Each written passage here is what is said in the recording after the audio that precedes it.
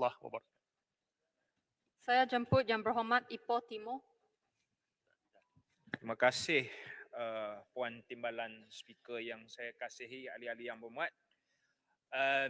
Masa mencemburui kita 10 minit, jadi mohonlah kawan-kawan janganlah kacau sangat.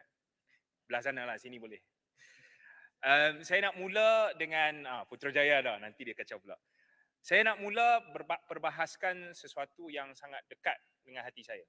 Saya rasa dari kalangan ahli-ahli yang berhormat sini yang boleh gelar diri sebagai seorang professional TVET rasanya tak berapa ramai lah. Tapi teman ni tukang masak, jadi saya mengaku sebagai professional TVET. Saya sentiasa berpegang kepada bahawasanya sesuatu masyarakat tidak boleh mengaku sebuah masyarakat yang maju sehingganya seorang tukang masak gaji dan upahnya tidak jauh daripada seorang arkitek. Seorang tukang kayu, upah gajinya tidak kurang sangat daripada seorang pilot. Jadi saya memohon supaya ahli-ahli Dewan yang saya muliakan bersetuju dengan saya. Satu, ucapkan tahniah kepada kerajaan kerana telah memperkasakan DVET dengan 50 juta ringgit diperuntukkan bagi skim latihan dual nasional atau SLDN. Syabas dan tahniah. Tetapi saya rasa itu adalah sesuatu tahniah yang mungkin belum capai penghujungnya atau penghabisannya. Saya nak rujuk ahli-ahli yang berhormat kepada sesuatu yang telah dijayakan oleh kerajaan negeri Perak sebelum ini, sebelum inilah, semasa Ipoh Timur berada dalam pentadbiran negeri. Kami telah menjayakan atau membawa satu program yang pada ketika itu kita namakan sebagai modular training, di mana asasnya adalah place to train, di mana peruntukan disediakan untuk memberi bukan saja membantu upah pelatih tetapi insentif kepada jurulatih. Dan jurulatih itu siapa? Jurulatih itu adalah para majikan sendiri. Kerana tiadanya jurulatih yang lagi arif, lagi handai dan lagi sesuai daripada majikannya sendiri. Dan pihak kerajaan dan jawatan kuasa TVET ketika itu menarik kepakaran yang sedia adalah dari institusi-institusi latihan untuk memberikan akreditasi atau pengiktirafan persijilan sebagai accreditation partner dengan izin. Itu adalah satu model operasi TVET yang sebenarnya bukannya asing untuk dunia. DVT di Germany, NVQ melalui City and Guilds di UK, itu sebenarnya adalah sesuatu yang agak lumrah di negara-negara yang kononnya maju. Dia memaju bab sini, tapi kita yang nak maju ni kerana mungkin masih ada yang memandang enteng terhadap profession TVET ni. Saya rasa tibalah masanya untuk kita pi jauh lagi, pi lebih maju lagi, pi lebih handai lagi dan memperkasakan program Place to Train, tambah lagi daripada 50 juta untuk SLDN kepada program Place to Train yang sebenarnya modelnya dah ada, sedang dijalankan, sedang diusahakan dan terus diusahakan oleh Pusat Aspirasi Anak Perak di Kerajaan Negeri Perak, dan harap-harap dengan azam dan iltizam dan tekad kerajaan pusat yang madani ini, kita membawa program ini dari Perak ke peringkat persekutuan. Apabila kita bicara tentang TVET juga, saya teruja sebab kebelakangan ini saya kerap berbincang, bertukar-tukar fikiran, bermusyawarah dengan rakan-rakan daripada Kementerian Luar Negeri. Di mana saya pun dapat tahu bahawanya program MCTP yang telah bermula sejak tahun 1980 memang sesuatu yang telah melatih, kalau tak silap lebih kurang ratusan ribu lah pelatih yang sekarang dah jadi profesional mereka dari 100 lebih negara, yang daripadanya Malaysia adalah salah satu benefactor dengan izin, anak-anak Malaysia. Dan saya dapati bahawasanya bilangan benefactor atau pelatih MCTP sekarang dah dikurangkan.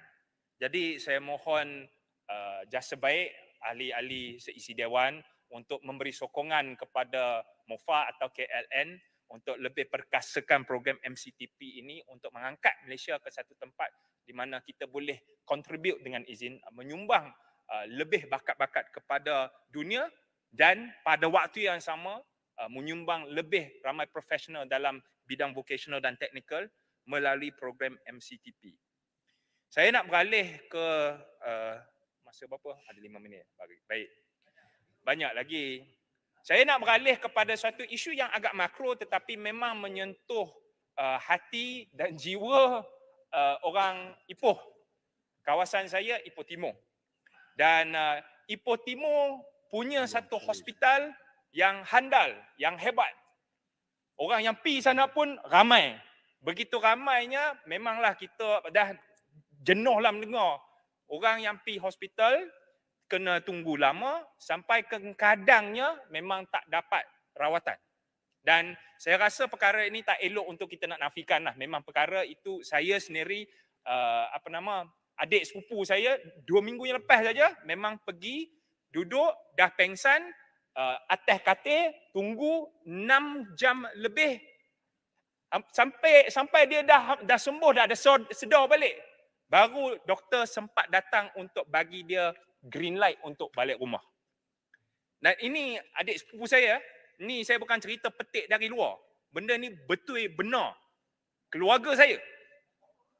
Jadi masalahnya saya tak nak menyalahkan siapa-siapa dan kita tahu dan saya konsisten dari dulu sehingga sekarang keanggotaan penjawatan dan juga tenaga kerja KKM di hospital kita memang tak cukup. Tak cukup. Dan apatah lagi tak cukup, yang kerja memang sudah sampai sini. Sudah pening, sudah letih, penat. Tetapi masalah ini kita tahu adalah masalah legacy. Jadi kita tak nak menyalah-nyalahkan, kita nak cari solusi. HRPB, Hospital Raja Permaisuri Bainun, yang menjadi hospital kepada bukan saja Ipoh sebenarnya, bukan saja 5 Parlimen Ipoh, tetapi malah dia menjadi hospital untuk satu Perak. Bila ED-nya, emergency department-nya dengan izin, tak cukup katil, tak cukup ruang, tak cukup doktor, benda ni ada satu impak yang sangat besar kepada orang Perak secara keseluruhannya.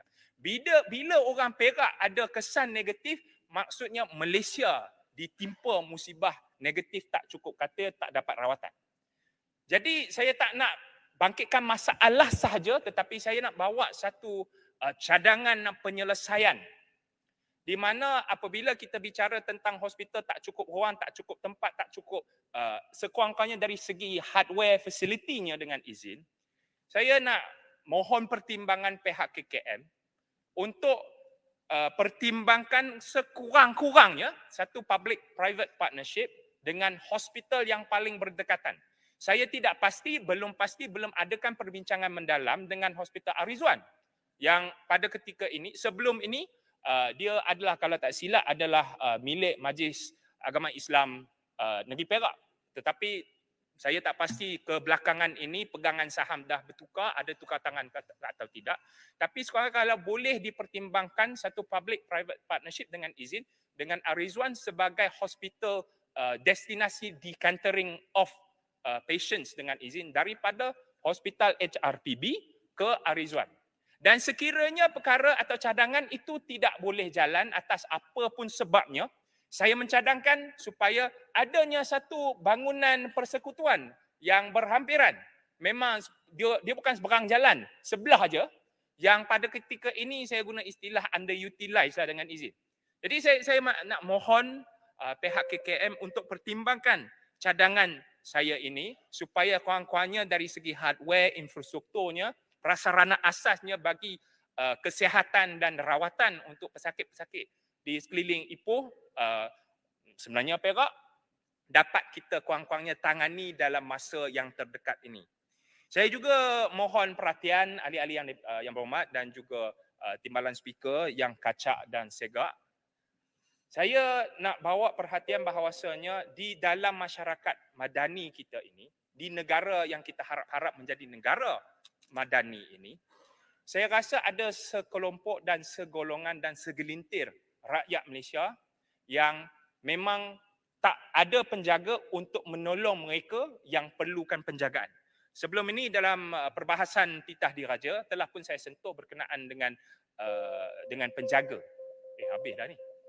Jadi bagi saya 1 minit, saya mohon supaya pihak KKM dan kerajaan bukan sahaja dari segi nak bina hospital baru, menaik tarafkan klinik kesihatan yang memang sangat perlukan, pemerkasaan primary care dengan izin adalah sangat-sangat diperlukan, tetapi kita perlu juga tengok dan kaji apakah option yang sedia ada dari segi perubatan dan rawatan untuk mengurangkan masa yang dibelanja dan digunakan bagi pencucian luka dan rawatan luka. Dan untuk yang akhir sekali, saya nak sebagai penutup lah. Negara yang madani, masyarakat yang madani telah diletakkan 6 rukun. 1, kemampanan, kesejahteraan, daya cipta, hormat, ihsan dan keyakinan. Bila kita bicara tentang keyakinan dengan sesuatu kerajaan yang baru dibina, sudahlah tentu kita nak pastikan 306 bilion punya investment yang lah ni dah diluluskan, menunggu realization, kita nak meyakinkan pelabur. Tetapi pula ada puak-puak belah sana ke mananya yang nak turunkan, runtuhkan, tumbangkan kerajaan, nak gulingkan kerajaan. Kita nak bina kembali negara kita ni. Tetapi ada yang nak runtuhkan kerajaan. Kita lawan. Kononnya Ya, itu berhormat. hak demo. Tapi 30 saat. keyakinanlah yang kita perlu. Rakan-rakan di belah sana saya pasti. Saya tahu tuan-tuan dan puan-puan, ahli-ahli yang berhormat sana pun tak Kata setuju jangan ganggu, sebenarnya. ganggu sebelah nak buat apa? Putrajaya tak setuju. Tengok dia tahu keyakinan itu betapa pentingnya untuk pembangunan kembali sesebuah negara. Jadi saya mohonlah, cukup-cukuplah koma. Cukup-cukuplah. Demo nak Yang berhormat, duduk. Yang berhormat, duduk.